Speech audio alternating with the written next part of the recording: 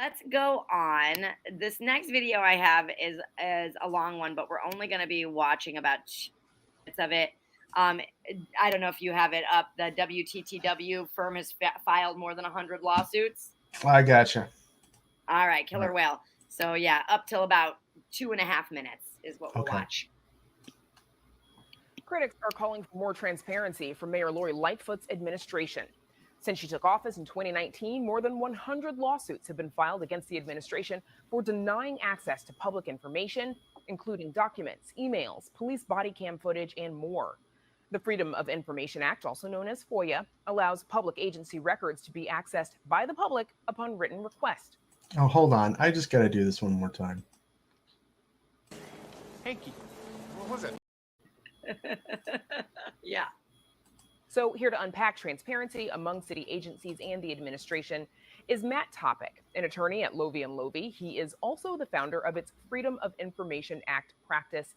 And we should note, WTTW has consulted with Mr. Topic on FOIA requests in the past. We also reached out to the mayor's office for a statement, but have not received a response as of yet. Matt, thanks for joining us again. So, of course, we know the mayor, she ran on the idea of, quote, cleaning up city government. And on her list of city government reforms from her 2018 campaign, number 5 is complying with FOIA and ending FOIA abuse. How is the Lightfoot administration doing when it comes to transparency?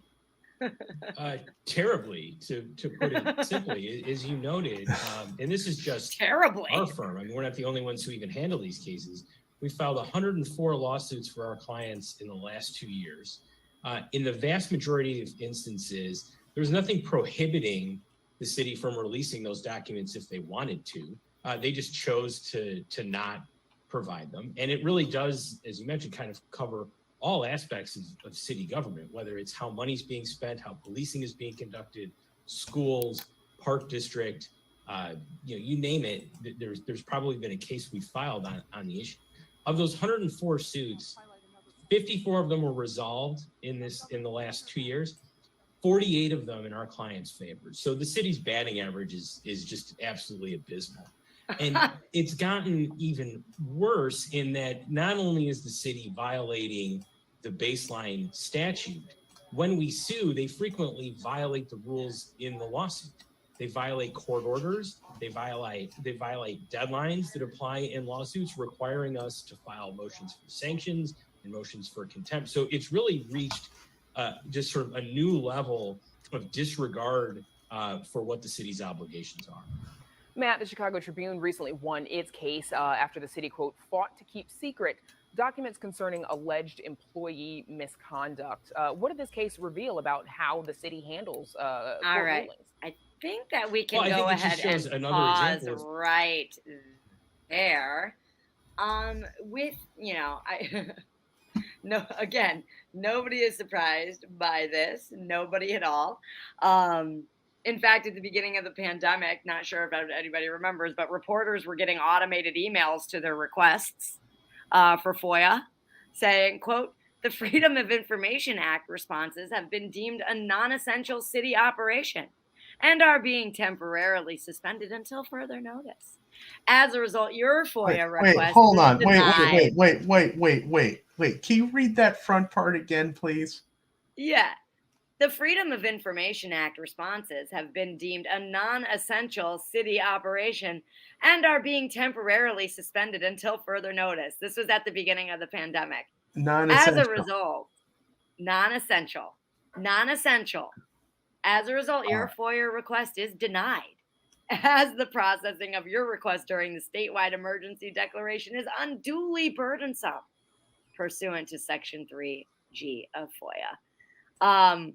Which, I mean, they're from that decision pretty quickly. But the fact that that choice was made in the first place, I think indicates that we have a mayor that's not particularly interested in being transparent, even though that is exactly what she ran on and exactly what the city of Chicago really, really needs more of, like, now. Excuse me, Kara. Excuse me. We were bringing in the light in my campaign. We brought in the light. Light was brought in. We talked about light being brought in. and we're absolutely transparent about our obstruction. That's right. Exactly. They're transparent about the fact that they do not honor FOIA in any way, that they would send out automated emails at the beginning of the pandemic, one of the most important times to get the information from your government really that you need, and to have it be brushed away with auto emails. But it seems to be pretty par for the course for this administration ones. Go ahead. I'm going to share something, a little chart that I found. Let's see how fast I can do it. I'm not particularly fast at this. So here is a chart that I found. This is from Southside Weekly. And since 2013, the city has paid hundreds of thousands of dollars in legal fees because of their improper FOIA denials. And so we see here that there was a big spike in 2016, 17, and then big time 18, big time 2020, and much less so in 2021.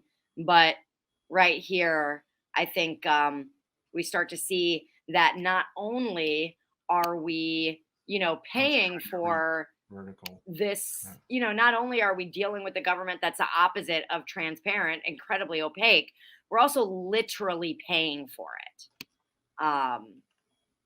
because there are legal fees associated with breaking the law. So yeah, we get screwed. We get screwed in all kinds of orifices with this. I beg your pardon. What did you say?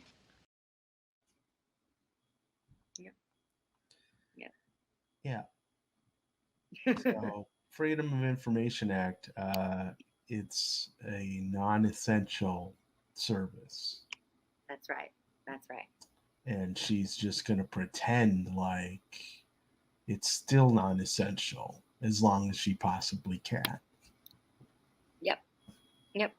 And we'll just keep paying out the nose as a municipality to make sure that our government can continue to be as opaque as possible. Pretty rotten is what we're dealing with here.